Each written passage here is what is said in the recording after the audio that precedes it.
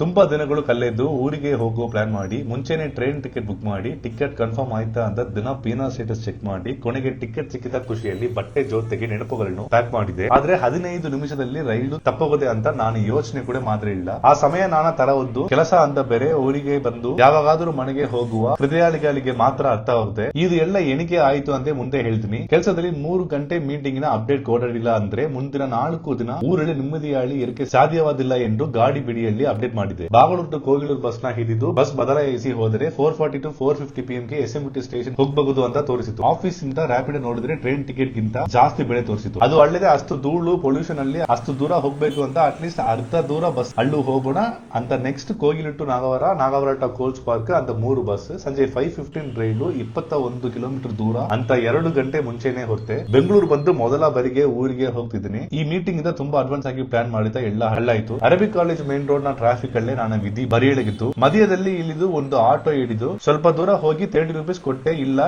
ಇಳಿದು ಬಿಡಿ ಸರ್ ಖಂಡಿತ 5:15 ಗೆ ರೀಚ್ ಆಗೋಕ್ಕೂ ಆಗೋಲ್ಲ, ರ್ಯಾಪಿಡೋ ಬೈಕ್ಸ್ ಬೇಕರೆ ಟ್ರೈ ಮಾಡಿ ಎಂದರು ಆಟೋ ಡ್ರೈವರ್. ಆಗ ರ್ಯಾಪಿಡೋ ಬೈಕ್ಸ್ ಅಲ್ಲಿ ಡ್ರಾಪ್ ಟೈಮ್ 5 ಅಂತ ತೋರಿಸಿತ್ತು. ಆದ್ರೆ ರ್ಯಾಪಿಡೋ ಡ್ರೈವರ್ ತುಂಬಾ ಡಿಲೇ ಮಾಡಿದ ಕಾರಣ ಕೊನೆಗೆ ಕ್ಯಾನ್ಸಲ್ ಮಾಡಿ ಇನ್ನೊಂದು ಬೈಕ್ ಬುಕ್ ಮಾಡಿ ಅದು ಬರೋ ಅಷ್ಟರಲ್ಲಿ 5-10 ನಿಮಿಷ ಅಲ್ಲೇ ಹೋಯ್ತು. 5:15 ಆಯ್ತು. ನಾನು ಇನ್ನು ಕಮ್ಮನಹಳ್ಳಿ ಸಿಗ್ನಲ್ ಅಲ್ಲಿ ಇದ್ದೀನಿ. ಅವಾಗ ಕನ್ಫರ್ಮ್ ಆಯ್ತು ನಾನು ಇವತ್ತು ರೈಲ್ ನ ಮಿಸ್ ಮಾಡ್ತೀನಿ ಅಂತ. ಆದ್ರೆ ಏನಾದ್ರು ಲಕ್ಕಲ್ಲಿ ಟ್ರೈನ್ ನಿಂತಿದ್ರೆ ಅಂತ ಅವಸರದಲ್ಲಿ 5:15 ಗೆ ಅಲ್ಲಿ ರೀಚ್ ಆಗಿ ನೋಡಿದಾಗ ಟ್ರೈನ್ ಹೊರತಿದ್ದು 600-700 ದೂರದಲ್ಲಿ ಇರುವ ನಮ್ಮ ಊರಿಗೆ ಹೆಂಗಪ್ಪ ಹೋಗುದು ಅಂತ ಗಂತು ಮೂಟೆ ಜೊತೆಗೆ ವೇಟಿಂಗ್ ಹಾಲ್ ಅಲ್ಲಿ ಕೂತಿದೆ. ನಾನ್ ಯಾಕೆ ಈ ಪಯಣಕ್ಕೆ ಇಷ್ಟು ಟೆನ್ಷನ್ ತಗೋತಾ ಇದೀನಿ ಮತ್ತೆ ಈ ಮಿಸ್ಡ್ ಟ್ರೈನ್ ಇಂದ ನನಗೆ ಸಿಕ್ಕಿದ ಇನ್ನೊಂದು ಐಡಿಯಾದ ಬಗ್ಗೆ ಮುಂದಿನ ವಿಡಿಯೋದಲ್ಲಿ ಬರುತ್ತೆ. ಇದು ವೀಕೆಂಡ್ ರೀಲ್ ಎಕ್ಸ್ಪ್ರೆಸ್, ತಪ್ಪದೆ ನೋಡಿ.